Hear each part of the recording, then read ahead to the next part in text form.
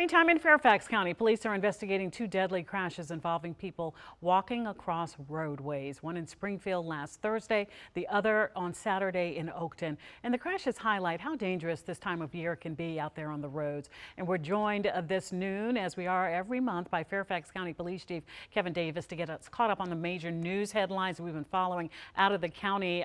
Chief, of course, thank you for being here as always. Thanks for having me. Let's start with those really tragic news on these fatal accidents. What can you tell us about them? Actually, Allison, you mentioned two. We had a total of three since last Thursday. One in Oakton, one in Centerville, and one in Springfield. The common theme with all three of them is crosswalks.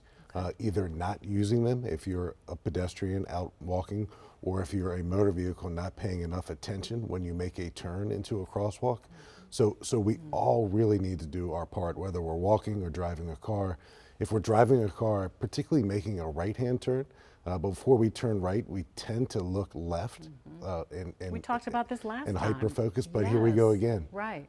We had one over the weekend where it was a right-hand turn and a pedestrian was in the crosswalk. So these pedestrians that were killed, very tragic, and I'm so sorry for their families.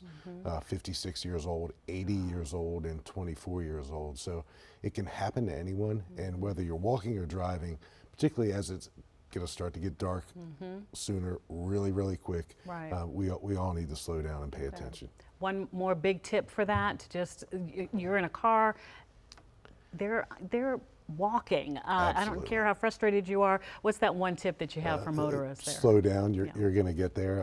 I always am fond of saying that human beings tend to act or behave differently when they're behind a wheel of a car and behind a keyboard. But there's so much responsibility associated with driving, and we all need to do better. This region, our national capital region, there's too many of us for us to be as careless as we are. And this year we're seeing more pedestrian fatalities, 12 year to date, than we saw last year. So it's definitely an uptick, and we've got some education and some enforcement to do.